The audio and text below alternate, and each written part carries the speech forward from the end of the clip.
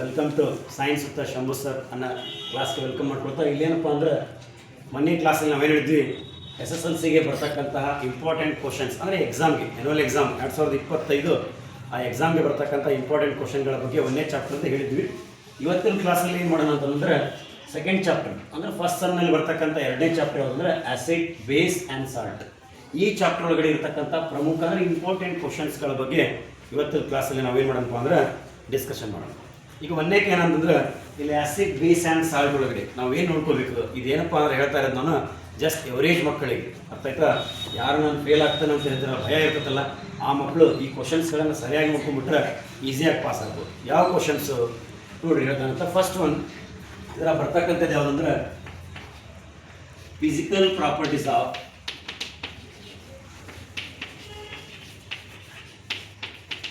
ಅಥವಾ ಫಿಸಿಕಲ್ ಅನ್ನೋಕ್ಕಿಂತ ನಾವೇನು ಮಾಡ್ಬೋದು ಪ್ರಾಪರ್ಟೀಸ್ ಆಫ್ ಅಂತ ಹೇಳ್ಬೋದು. Acid basis and salt.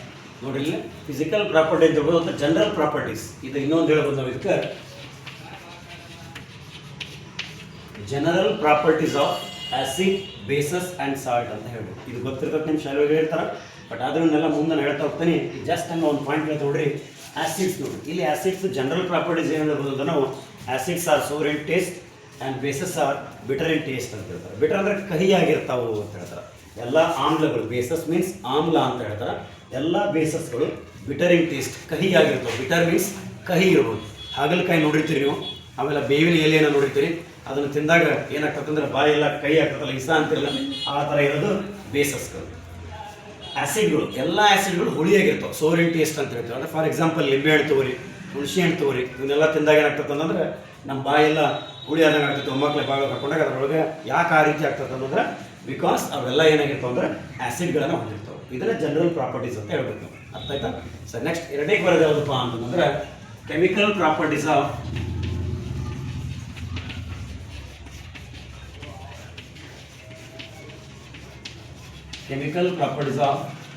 Acid and basis. ಇದು ಮಾತ್ರ ಭಾಳ ಇಂಪಾರ್ಟೆಂಟ್. 2 ಮಾರ್ಕ್ಸಿಗೆ ನೋಡಿರಿ, ಮಾರ್ಕ್ ಮಾಡ್ಕೋರಿ ಇದನ್ನಂತೂ ಭಾಳ ಸಲ ಕೇಳಿದ್ರೆ 2 ಮಾರ್ಕ್ಸಿಗೆ ಕೇಳ್ತಾರೆ ಅಥವಾ ನಡುವೆ ಒಂದೊಂದು ಕ್ವಶನ್ಸ್ ಕೇಳ್ತಾರೆ. ಈಗ ಫಾರ್ ಎಕ್ಸಾಂಪಲ್ ಏನಪ್ಪ ಅಂತಂದ್ರೆ ಆಸಿಡ್ಸ್ ಅಥವಾ metal oxides are dash in nature ಅಂತ ಕೇಳ್ತಾರೆ. ಮೆಟಲ್ ಆಕ್ಸೈಡ್ಗಳು ಯಾವ ರೀತಿ ವರ್ಕ್ ಮಾಡ್ತಾವೆ ಅಂದ್ರೆ ಬೇಸಸ್. ಕಾಮನ್ಲಿ ನಾವೇನನ್ನ ಕರಿಬೋದಪ್ಪ ಅಂತಂದ್ರೆ ಮೆಟಲ್ ಆಕ್ಸೈಡ್ಸ್ ಅಂದ್ರೆ ಮುಂದೆ metal oxides are basic in nature, non metal oxides are acidic in nature. ಇದ್ರ ಕೆಮಿಕಲ್ ಪ್ರಾಪರ್ಟೀಸ್ಗಳು ಬರ್ತಾವೆ. ಅವನ ಮುಂದೆ ಮತ್ತೆ ಹೇಳ್ತಾನೆ, ಬೇಕಾದ್ರೆ ನಿಮ್ಮ ಶಾಲೆ ಒಳಗಡೆ ಹೇಳಿರ್ತಾರೆ ಸರ್ಸ್ ಎಲ್ಲ. ಈ ಕ್ವಶನ್ಗಳನ್ನು ಮಾರ್ಕ್ ಮಾಡ್ಕೊರಿ. ಇವನ್ನ ಬಿಡೋದು ಬಿಟ್ಟು ಮೊದಲು ನೀವು ಪ್ರಾಕ್ಟೀಸ್ ಮಾಡಿರಿ. ಜನವರಿ 5ರಿಂದ ನಿಮ್ಗೆ ಏನಾಗ್ತಪ್ಪ ಅಂದ್ರೆ 3 ಪ್ರಿಪ್ರೇಟರಿ ಎಕ್ಸಾಮ್ ಸ್ಟಾರ್ಟ್ ಆಗ್ತಾವೆ. ಆ ಪ್ರಿಪ್ರೇಟರಿ ಎಕ್ಸಾಮು ಕ್ವಶನ್ ಪೇಪರ್ ಎಲ್ಲ ಬೋರ್ಡಿಂದನೇ ಬರ್ತಾ ಇದ್ದಾವೆ. ಹಾಗಾಗಿ ಈ ಕ್ವಶನ್ಸ್ ಈ ಚಾಪ್ಟ್ರಲ್ಲಿ, ಯಾವ ಚಾಪ್ಟರ್ ಅಂದ್ರೆ ಆಸಿಡ್ ಬೇಸ್ ಆ್ಯಂಡ್ ಸಾಲ್ಟ್, ಈ ಚಾಪ್ಟ್ರಲ್ಲಿ ನೀವು ಒಂದನೇಕ physical properties or general properties of acid and base and salt ನೋಡ್ಕೊರಿ. ಎರಡನೇ question chemical properties of acid bases ಅನ್ನು ನೋಡ್ಕೊರಿ. ಥರ್ಡ್ ಕ್ವಶನ್ ಏನು ನೋಡ್ಬೋದು ನಾವಿಲ್ಲಿ? ಥರ್ಡ್ ಕ್ವಶನ್ ಇಂಡಿಕೇಟರ್ಸ್ ಅಂತ ಬರ್ತಾವೆ. ಇಂಡಿಕೇಟರ್ಸ್ ಸೂಚಕಗಳು ಅಂತ ಕರೀತಾರೆ ಕನ್ನಡದಲ್ಲಿ. ಇಂಡಿಕೇಟರ್ಸ್, ಇಲ್ಲಿ ಇಂಡಿಕೇಟರ್ ಒಳಗಡೆ 3 ಟೈಪ್ ಬರ್ತಾವೆ. ಆ 3 ಟೈಪ್ಸ್ ಆಫ್ ಇಂಡಿಕೇಟರ್ಗಳನ್ನು ನೋಡ್ಕೋಬೇಕು ನೀವು. ಒಂದು natural indicator, synthetic indicator, olfactory indicators ಅಂತ ಹೇಳ್ತಾರೆ. ಅದು ಟೈಪ್ಸ್ ಅನ್ನು ಕೂಡ ನೀವು 3 ಟೈಪ್ಸ್ ಅಂತ ಬರ್ತಾವೆ. ಆ ಟೈಪ್ಸ್ ಅನ್ನು ಎಕ್ಸ್ಪ್ಲೇನ್ ಮಾಡೋದು ಬೇಡ, ನೀವು ಅದಕ್ಕೊಂದೊಂದು ಎಕ್ಸಾಂಪಲ್ಗಳನ್ನು ನೋಡ್ಕೋಬೇಕು, ಉದಾಹರಣೆಗಳನ್ನು ನೋಡ್ಕೋಬೇಕು. ಅರ್ಥ ಆಯ್ತಲ್ಲ? ಉದಾಹರಣೆಗಳನ್ನು ನೋಡ್ಕೋಬೇಕು. ನೋಡ್ರಿ, ಇಂಡಿಕೇಟರ್ಸ್ ಅಂದ್ರೆ ಏನು? ಅದು ಟೈಪ್ಸ್ ಬರ್ತದೆ. There are 3 types in indicators. First one is natural indicator, synthetic indicator, olfactory indicators ಅಂತ ಹೇಳ್ತಾರೆ. ಏನಂದ್ರೆ ಅದನ್ನು ನೆಕ್ಸ್ಟ್ ಮತ್ತೆ ಹೇಳ್ತಾನೆ. ಅದು ಕೂಡ ನ್ಯಾಚುರಲ್ ಇಂಡಿಕೇಟರ್ಗೆ ಯಾವ್ದು ಎಕ್ಸಾಂಪಲ್ ಬರ್ತದಪ್ಪ ಅಂತಂದ್ರೆ ಟರ್ಮರಿಕ್, ಅರಿಶಿನ ಅಂತಾರಲ್ಲ, ಆ ಅರಿಶಿನ ನ್ಯಾಚುರಲ್ ಇಂಡಿಕೇಟರ್ ಬರ್ತದೆ. ಸಿಂಥೆಟಿಕ್ ಇಂಡಿಕೇಟರ್ ಯಾವ್ದು ಬರ್ತದೆ ಅಂದ್ರೆ ಫೆನಾಫ್ಥಲೀನ್ ಆರ್ ಮಿಥೈಲ್ ಆರೆಂಜ್ ಅಂತ ಕರೀತಾರೆ. ಅದು ಎರಡನೇ ಇಂಡಿಕೇಟರ್ ಆಗಿರ್ತಕ್ಕಂಥ ಸಿಂಥೆಟಿಕ್ ಇಂಡಿಕೇಟರ್ಗೆ ಬರ್ತದೆ. ಥರ್ಡ್ ಒನ್ ಆಲ್ಫ್ಯಾಕ್ಟರಿ ಇಂಡಿಕೇಟರ್ ಅಂತಂದ್ರೆ ಕ್ಲೋವೈಲ್, ಲವಂಗದ ಎಣ್ಣೆ ಅಂತ ಹೇಳ್ತಾರೆ, ಅದು ಬರ್ತದೆ. ಇನ್ನೇ ಹೇಳ್ತಾರೆ ನೋಡ್ರಿ, 3 ಟೈಪ್ಸ್ ಯಾವಂದ್ರೆ natural indicator, synthetic indicator and olfactory indicators. Natural ಇಂಡಿಕೇಟರ್ಗೆ ಟರ್ಮರಿಕ್, ಅರಿಶಿನ ಬರ್ತದೆ ಅಂತ ಹೇಳಿದೆ. ಸಿಂಥೆಟಿಕ್ ಇಂಡಿಕೇಟರ್ಗೆ ಯಾವ್ದು ಬರ್ತದಪ್ಪ ಅಂತಂದ್ರೆ ಫೆನಾಫ್ಥಲೀನ್ ಆರ್ ಮಿಥೈಲ್ ಆರೆಂಜ್ ಅಂತ ಬರ್ತದೆ. ಅವೆಲ್ಲ ಕೆಮಿಕಲ್ಸ್ಗಳ ಸಹಾಯದಿಂದ ತಯಾರಿಸವು ಸಿಂಥೆಟಿಕ್ ಅಂತ ಹೇಳ್ತೀವಿ. ಲಾಸ್ಟ್ ಒನ್ ಆಲ್ಫ್ಯಾಕ್ಟರಿ ಇಂಡಿಕೇಟರ್ಸ್ ಅಂತಂದ್ರೆ ಕ್ಲೋವಾಯಿಲ್ ಅಂತ ಹೇಳ್ತಾರೆ, ಲವಂಗದ ಎಣ್ಣೆ ಅಂತ ಹೇಳ್ತಾರೆ. ಎಷ್ಟು ಟೈಪ್ಸ್ ಅದಾವ ಅಂದ್ರೆ ಇಂಡಿಕೇಟರ್ ಒಳಗಡೆ 3 ಟೈಪ್ಸ್ ಅದಾವೆ. ಈ 3 ಕ್ವಶನ್ಸ್ ಆದ್ದು ನೆಕ್ಸ್ಟ್ ಮತ್ತೆ ಏನು ನೋಡ್ಕೋಬೇಕು ಈ ಚಾಪ್ಟರ್ ಒಳಗಡೆ ಇಂಪಾರ್ಟೆಂಟ್ ಆಸಿಡ್ ಬೇಸ್ ಆ್ಯಂಡ್ ಸಾಲ್ಟಲ್ಲಿ ಮತ್ತೆ ಯಾವ ಇಂಪಾರ್ಟೆಂಟಪ್ಪ ಅಂತಂತಂದ್ರೆ ಇಲ್ಲಿ ನೀವು ನೋಡ್ಬೋದು ಅಲ್ಕಲೀಸ್ ಅಂತ ಬರ್ತೈತಿ. ಇದು 1 ಮಾರ್ಕ್ಸಿಗೆ ಭಾಳ ಸಲ ಕೇಳಿದಾರ. ವಾಟ್ ಈಸ್ ಅಲ್ಕಲಿ ಅಂತಂದ್ರೆ ನೋಡಿ, ಅಲ್ಕಲಿ ಅಂದ್ರೆ what is mean by alkalis ಅಂದ್ರೆ ಏನಂತ ಕೇಳ್ತಾರೆ, ಅಥವಾ alkali, non alkali, alkali. Alkali means alkalis ಅಂತಂದ್ರೆ which bases are soluble in water, ಯಾವ ನೀರೊಳಗಡೆ ಕರಗ್ತಾವಲ್ಲ ಅಂತ ಬೇಸಸ್ಗಳನ್ನು ಅಲ್ಕಲೀಸ್ ಅಂತ ಕರೀತಾರೆ. ಇದನ್ನೊಂದು ಮಾರ್ಕ್ ಮಾಡ್ಕೊಳ್ಳಿ, ಇದು ಭಾಳ ಇಂಪಾರ್ಟೆಂಟ್. ನೆಕ್ಸ್ಟ್ ಒನ್ ಯಾವುದಪ್ಪ ಅಂತಂದ್ರೆ, ನೆಕ್ಸ್ಟ್ ನೀವು ಯಾವ್ದು ಮಾಡ್ಬೋದು ಅಂತಂದ್ರೆ ಈಗ ನೋಡ್ರಿ, ಇಲ್ಲಿ ಏನಾಗ್ತದಪ್ಪ ಅಂತಂದ್ರೆ ಕೆಮಿಕಲ್ ಪ್ರಾಪರ್ಟೀಸ್ ಹೇಳಿದೆ, ಫಿಸಿಕಲ್ ಪ್ರಾಪರ್ಟೀಸ್ ಹೇಳಿದ್ವಿ, ಇಂಡಿಕೇಟರ್ಸ್ ಹೇಳಿದ್ವಿ, ನೆಕ್ಸ್ಟ್ ಅಲ್ಕಲೀಸ್ ಹೇಳಿದ್ವಿ. ನೆಕ್ಸ್ಟ್ ಬರೋದು ಏನಂತಂದ್ರೆ ಇಲ್ಲೇ ನಾವು ನೋಡ್ಬೋದು ಯೂನಿವರ್ಸಲ್ ಇಂಡಿಕೇಟರ್ಸ್ ಅಂತ ಬರ್ತದೆ. ಇದು ಅಂತೂ ಮೋಸ್ಟ್ ಇಂಪಾರ್ಟೆಂಟ್. ಇದ್ರ ಮೇಲೆ ಒಂದು ಕ್ವಶನ್ಸ್ 100% ಬಂದ ಬರ್ತದೆ ನೋಡಿ. ಯೂನಿವರ್ಸಲ್ ಇಂಡಿಕೇಟರ್ಸ್ ನೋಡ್ರಿ ಪಕ್ಕಾ ಬರ್ತದೆ. ಇದನ್ನ ಮಾತ್ರ ನೋಡ್ಕೋಬೇಕು. ಇಲ್ಲಿ ಯೂನಿವರ್ಸಲ್ ಇಂಡಿಕೇಟರ್ಗೆ ಎಕ್ಸಾಂಪಲ್ ಯಾವುದಪ್ಪ ಅಂದ್ರೆ pH ಸ್ಕೇಲ್ ಅಂತ ಕರೀತಾರ. ಈ pH ಸ್ಕೇಲ್ ಬಗ್ಗೆ ನಿಮ್ಗೆ ಒಂದು ಕ್ವಶನ್ ಪ್ರತಿ ವರ್ಷನೂ ಕೇಳ್ತಾರ. pH ಲೆವೆಲ್ಗಳನ್ನು ನಿಮ್ಮ ಶಾಲೆ ಒಳಗಡೆ ಹೇಳ್ತಾರ. ಆದ್ರೂ ಒಮ್ಮೆ pH ಲೆವೆಲ್ ಬಗ್ಗೆ ಹೇಳ್ತಾರೆ ನೋಡಿ. ಆ್ಯಸಿಡ್ದು pH ಲೆವೆಲ್ ಎಷ್ಟಿರ್ತಪ್ಪ ಅಂದ್ರೆ 0 to 6.9. ಯಾವುದಾದ್ರೂ ಒಂದು ಸೊಲ್ಯೂಷನ್ ಅದ್ರದ್ದು pH ವ್ಯಾಲ್ಯೂ 0 ಇಂದ 6.9 ಇತ್ತಂದ್ರೆ ಅದನ್ನು ನಾವೇನಂತ ಕರಿಬೋದು ಅಂತಂದ್ರೆ ಆ್ಯಸಿಡ್ ಅಂತ ಕರಿತೀವಿ. ಬೇಸ್ ಅಂತ ತಗೋರಿ. ಈಗ ಬೇಸ್ ಬೇಡ, ಎರಡನೇಗೆ ನೀವು ನ್ಯೂಟ್ರಲ್ ಅಂತ ಬರೀರಿ, ಯಾಕಂದ್ರೆ ಈಸಿ ಆಗ್ತೈತಿ ನಿಮಗೆ ಅಂದ್ರೆ ಅರ್ಥ ಮಾಡ್ಕೊಳ್ಳಿಕ್ಕೆ.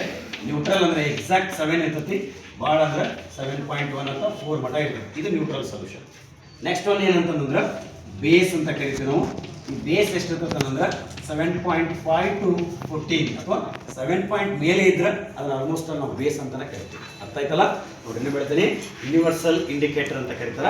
ಯೂನಿವರ್ಸಲ್ ಇಂಡಿಕೇಟರ್ಗೆ ಎಕ್ಸಾಂಪಲ್ pH ಸ್ಕೇಲ್ ಅಂತ ಬರ್ತೈತಿ. ಇದ್ರ ಮೇಲಂತೂ 100% ಕ್ವಶನ್ ಭಾಳ ಸಲ ಕೇಳಿದಾರ. ಇದನ್ನಂತರೂ ನೋಡ್ಕೊಳ್ಳೇಬೇಕು. ನೆಕ್ಸ್ಟ್ ಬರೋದು ಯಾವುದಂದ್ರೆ ಇದನ್ನು ಬರ್ಕೊಂಡ್ರಲ್ಲ ನೋಡ್ರಿ. ಆಸಿಡ್ ಅಂದ್ರೆ ಈಗ ಯಾವುದೋ ಒಂದು ಸೊಲ್ಯೂಷನ್ ಅನ್ನು ತಗೋರಿ, ಬೀಕರ್ ಒಳಗಡೆ ಒಂದು ಲಿಟ್ಮಸ್ ಪೇಪರನ್ನು ತಗೋರಿ, ಅದರೊಳಗಡೆ ಡಿಪ್ ಮಾಡಿ, ಸಾರಿ ಲಿಟ್ಮಸ್ ಪೇಪರ್ ಅಲ್ಲ, pH ಸ್ಕೇಲ್ ಅಂತ ಬರ್ತೈತಿ. ಆ pH ಸ್ಕೇಲನ್ನು ಎದ್ದಾಗ ಅದ್ರ ಕಲರನ್ನು ನೋಡಿಕೊಂಡು pH ವ್ಯಾಲ್ಯೂನ ನಾವು ಐಡೆಂಟಿಫೈ ಮಾಡ್ತೀವಿ. ಇಲ್ಲೇ 0 to 6.9 ಬಂದರೆ ಆ್ಯಸಿಡ್, 7 ಎಕ್ಸಾಕ್ಟ್ ಇದ್ರೆ ನ್ಯೂಟ್ರಲ್, 7.1 ಅಥವಾ 7.2 ಇಂದ ಬಂತಂದ್ರೆ ಎಲ್ಲಿವರೆಗೂ ಅಪ್ ಟು 14 ಬಂದರೆ ಬೇಸಸ್ ಅಂತ ಕರೀತಾರೆ. ಇದು ಭಾಳ ಇಂಪಾರ್ಟೆಂಟ್. SSLC ಹುಡುಗರು ನೋಡ್ಕೋಬೇಕು. ನೆಕ್ಸ್ಟ್ ಬರೋದು ಯಾವುದು? ಇದು ವೆರಿ ವೆರಿ ವೆರಿ ಇಂಪಾರ್ಟೆಂಟ್. ಇದನ್ನಂತೂ ಪ್ರತಿ ವರ್ಷ ಕ್ವಶನ್ ಪೇಪರ್ ತೆಗೆದು ನೋಡ್ರಿ ನೀವು. ಇರಲಿಲ್ಲ ಅಂದ್ರೆ ಬೇಕಾದ್ರೆ ಆಮೇಲೆ ಹೇಳಿ, ನಾವು ಕಮೆಂಟ್ ಮುಖಾಂತರ ತಿಳಿಸಿರ್ಬೇಕಾದ್ರೆ. ಪ್ರತಿ ವರ್ಷ ಈ ಚಾಪ್ಟರ್ ಮೇಲೆ 1 ಅಥವಾ 2 ಕಾಂಪೌಂಡ್ಗಳನ್ನು ಕೇಳಿದಾರ. ಯಾವುವು ನೋಡ್ರಿ? Chemicals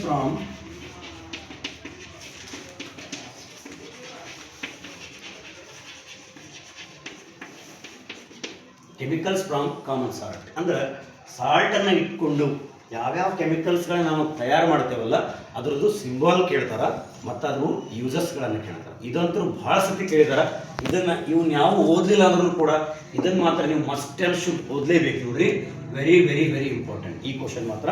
chemicals from common salt ಅಂದ್ರೆ ಸಾಲ್ಟನ್ನು ಇಟ್ಕೊಂಡು ಯಾವ ಕೆಮಿಕಲ್ಸ್ಗಳನ್ನು ತಯಾರಿಸ್ತಾರ ಅಂತಂದ್ರೆ ನಿಮ್ಗೆ ಆಲ್ರೆಡಿ ಗೊತ್ತದಾವು. ಬಟ್ ಆದರೂ ಕೂಡ ಒಂದು 4 ಇಂಪಾರ್ಟೆಂಟ್ ಯಾವ ಅಂತ ಹೇಳಿದ್ರೆ ನೋಡಿದ್ರಾಗ ಒಂದು ಬ್ಲೀಚಿಂಗ್ ಪೌಡರ್, ಇದು ಭಾಳ ಇಂಪಾರ್ಟೆಂಟ್. Bleaching powder. ನೆಕ್ಸ್ಟ್ ಒಂದು ಎರಡನೇದು POP. Next washing soda.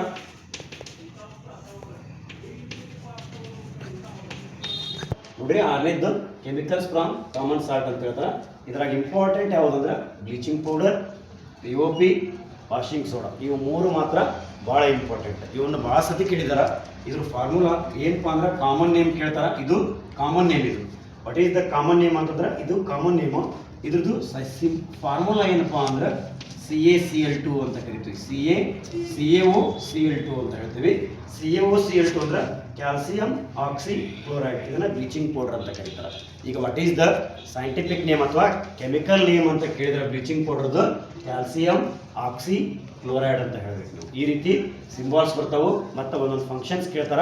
ಇದನ್ನ ಎಲ್ಲಿ ಯೂಸ್ ಮಾಡ್ತಾರ ಅಂದ್ರೆ ಕಾಟನ್ ಇಂಡಸ್ಟ್ರಿ, ಟೆಕ್ಸ್ಟೈಲ್ ಇಂಡಸ್ಟ್ರಿ ಒಳಗಡೆ ಕಾಟನನ್ನು ಬ್ಲೀಚಿಂಗ್ ಮಾಡಕ್ಕೆ ಯೂಸ್ ಮಾಡ್ತಾರೆ. ಈ ರೀತಿ ಯೂಸಸ್ಗಳನ್ನು ನೋಡ್ಕೋಬೇಕು ಮತ್ತು ಅದ್ರ ಫಾರ್ಮುಲಾಗಳನ್ನು ನೋಡ್ಕೋಬೇಕು. ಇವೆಲ್ಲ ಕಾಮನ್ ನೇಮ್, ಸಾಮಾನ್ಯ ಹೆಸರು. ವಾಷಿಂಗ್ ಸೋಡಾ ಇದು ಸಾಮಾನ್ಯ ಹೆಸರು. ಅರ್ಥ ಆಯ್ತಾ? ಇದ್ರದ್ದು ಸೋಡಿಯಂ ಕಾರ್ಬೋನೇಟ್ ಅಂತ ಕರಿತೀವಿ ನಾವು.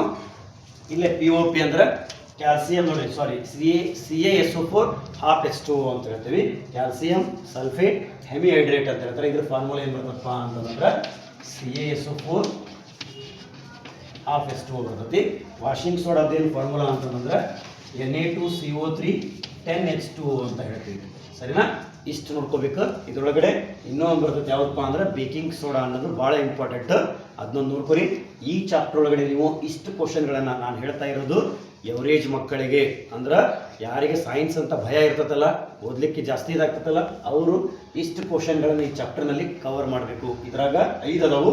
5 ಕವರ್ ಮಾಡಿದ್ರೆ ಪ್ರತಿ ವರ್ಷ ಇದ್ರ ಮೇಲೆ 2 ಮಾರ್ಕ್ಸಿಗೆ ಒಂದು ಕ್ವಶನ್ ಕೇಳಿದಾರ. ಆಮೇಲೆ ಇದ್ರಾಗ ಡಯಾಗ್ರಾಮ್ಸ್ ಬರ್ತಾವು. ಆ ಡಯಾಗ್ರಾಮ್ಸು 2 ಡಯಾಗ್ರಾಮ್ಗಳಿದಾವು. ಆ 2 ಚಿತ್ರಗಳನ್ನು ನೋಡ್ಕೊಂಡ್ರೆ ನೀವು ಈ ಚಾಪ್ಟರ್ ಒಳಗಡೆ ಈಸಿಯಾಗಿ 4 ಮಾರ್ಕ್ಸನ್ನು ಆರಾಮಾಗಿ ತೆಗಿಬೋದು. ಅರ್ಥ ಆಯ್ತಾ? ನೋಡ್ರಿ, ಇದು 2ನೇ ಚಾಪ್ಟರ್ ಆಯ್ತು ವಿದ್ಯಾರ್ಥಿಗಳೇ. ಮತ್ತೆ ನೆಕ್ಸ್ಟ್ ಮುಂದಿನ ಇದರಲ್ಲಿ ನಾನು ಹೇಳ್ತಾನಂತ ಇಷ್ಟನ್ನು ನೀವು ನೋಡ್ಕೋಬೇಕಂತ ಹೇಳ್ತಾ ಇವತ್ತಲ್ಲಿ ನಮ್ಮ ಕ್ಲಾಸನ್ನು ಮುಗಿಸ್ತಾ ಇದ್ದೀವಿ. ನಿಮ್ಗೆ ಏನಾದ್ರು ಡೌಟ್ ಇದ್ದರೆ ಮತ್ತು ಇನ್ನು ಎಕ್ಸ್ಟ್ರಾ ಕ್ವಶನ್ಸ್ಗಳು ಬೇಕಿದ್ರೆ ನಮ್ಗೆ ಕಮೆಂಟನ್ನು ಮಾಡಿರಿ. ನಮ್ಮ ಈ ಕ್ವಶನ್ಸ್ಗಳನ್ನು ಪಾಪ ನಿಮ್ಮ ಫ್ರೆಂಡ್ಸ್ಗೂ ಕೂಡ ಬೇರೆಯವರೆಲ್ಲ ಅವ್ರಿಗೆ ಶೇರ್ ಮಾಡಿರಿ, ಲೈಕ್ ಮಾಡಿ, ನಮ್ಮ ಚಾನಲನ್ನು ಹೆಚ್ಚು ಸಂಖ್ಯೆಯಲ್ಲಿ ಸಬ್ಸ್ಕ್ರೈಬ್ ಆಗಿರಿ ಅಂತ ಹೇಳ್ತಾ ಇವತ್ತಿನ ಈ ಕ್ಲಾಸನ್ನು ಮುಗಿಸ್ತಾ ಇದ್ದೀವಿ. ಧನ್ಯವಾದಗಳು.